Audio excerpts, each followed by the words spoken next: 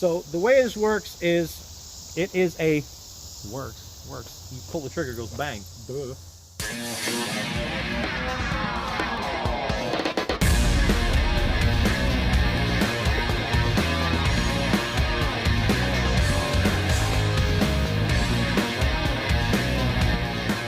Alright guys, we're headed to the range now. We're going to meet up with Tennessee Matt. Going to try to shoot a video. He's probably shooting a video. I don't know about what. He might be doing gun stuff, but knowing him, he's probably doing something about like tie-dye t-shirts or bean sprouts or Birkenstocks or hemp underwear. Hemp underwear. Oh, kill me. Oh, you're lucky to have a friend like me, I tell you.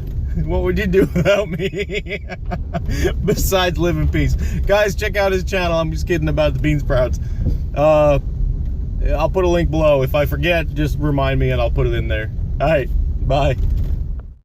Hey guys, how you doing? Welcome back to Junk Food Zombie channel. Today we're going to be continuing the 6-hour P938 saga. If you haven't seen the introduction, I'll put a link below. It's a short video kind of letting you know that I was going to be doing some videos on this. What I'm going to do in this video is give you an overview. I'm going to give you the basic features and some details about it and do a little shooting, show you how it handles, and let's see if we can put accurate shots downrange with a gun this small in 9mm. So basically this is a small, about pocket size, subcompact, single stack, 9mm self-defense pistol. If you look at it externally, it basically looks like a 1911. And externally, and as far as your manual of arms, it pretty much is.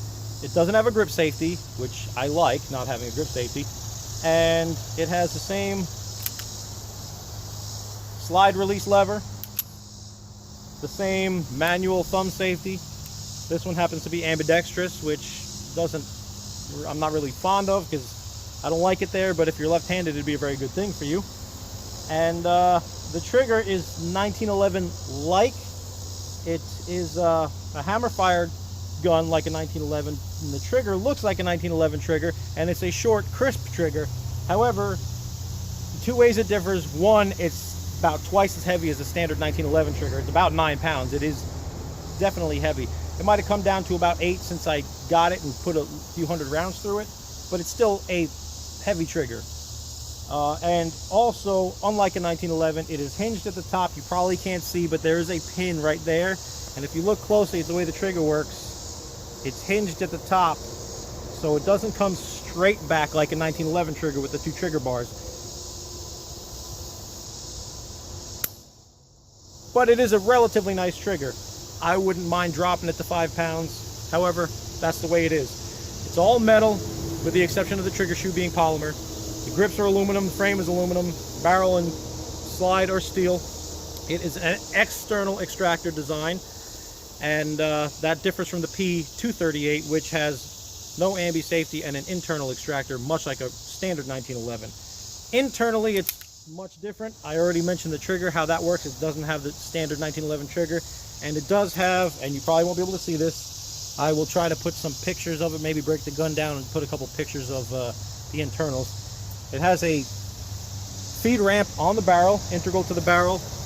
There are some modern 1911s that have that, but it is different than the original 1911 design, where there is a feed ramp on the frame and then just the throat on the back of the barrel. It does have a full-length guide rod, and internally it works much more like a modern Browning lock breech kind of design. So it is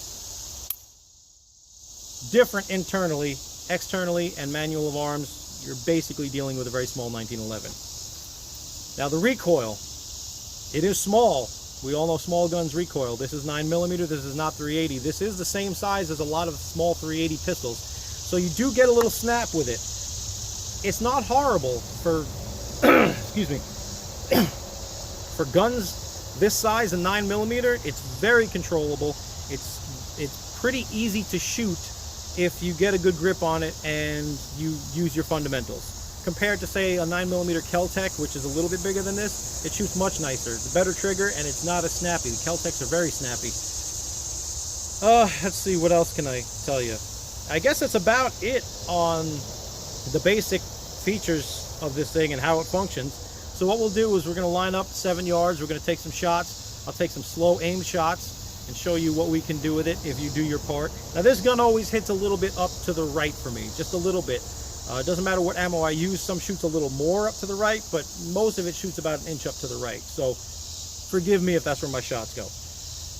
We'll take some slow aim shots. We'll show you how accurate this pistol can be at 7 yards if you do your part, and then we'll take some rapid fire shots and center mass, you know, human torso headshots maybe, and we'll go from there and we'll see how those little puppies shoot. Okay, so we're shooting 115 grain Perfecta.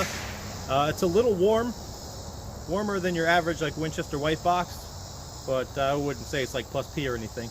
But in this gun, being small, like I said, it's a little snappy. It's got a little recoil, definitely less than some others. Let's take a few slow shots. We'll see if we can't aim them and get a pretty good group here. Aim all your shots, but carefully is what I meant.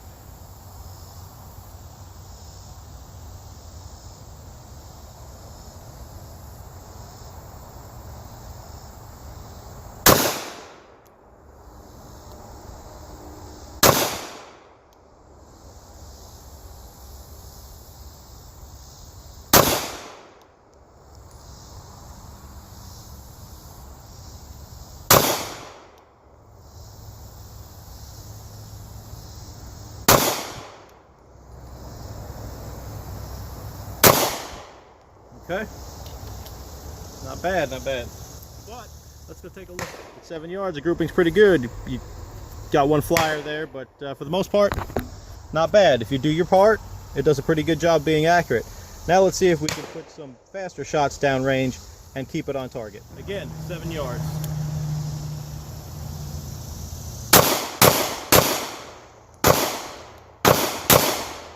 God, that was a 7-round mag. All right, we've got our main group of shots right here. Center mass, shooting relatively quick, minus a flub that I had thinking that it was my last round. And then I had a flyer up here. But this is not a target gun. This is a very small, up close and dirty kind of self-defense gun. So it's not meant to be shooting bullseye targets. However, like I showed you before, if you take your time, it will shoot accurately. It's a matter of being able to shoot it more rapidly and have good control over the firearm so that you shoot it accurately, because it's definitely capable of the job. So let's take a few more shots with it. We'll see that it does run reliably. In the past I've had a couple issues, little weird issues, but we'll get into that in a later video. But it has been very reliable for me overall. And we'll just take a few more shots, see if we can't keep them where we need to, shooting under more rapid fire conditions. Now I'm at 7 yards. You very well may shoot closer, 3 to 5 yards for situations like this, but I tend to average out around 7 yards, sometimes 15 or 5 or whatever.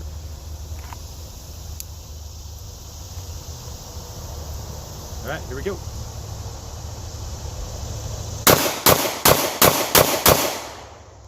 All right, let's take a look at that.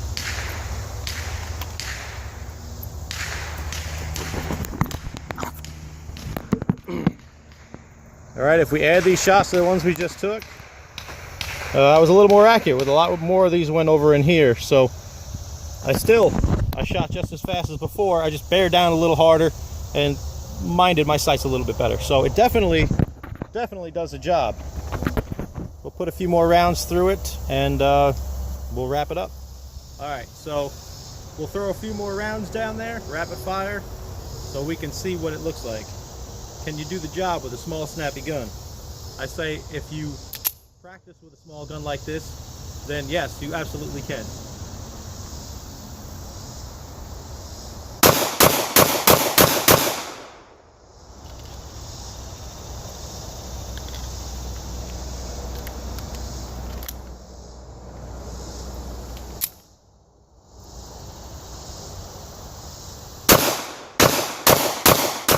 Okay, so after about 35 rounds of rapid fire shooting, this is what we're getting.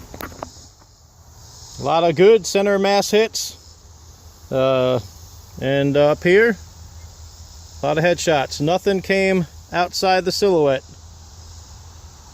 Everything's where it belongs.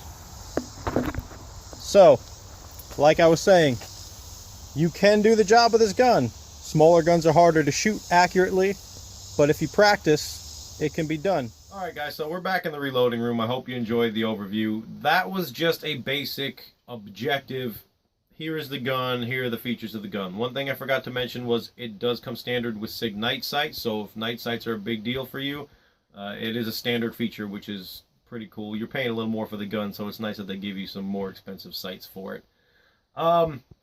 I'm going to go further into this handgun. I'm going to have like a good, bad, and ugly kind of thing, and depending on how long that draws out, I may separate that into a couple videos or one if I can keep it short. And we all know I'm terrible at keeping things short. So, hope you enjoyed it, and I will see you guys on the next one. Bye.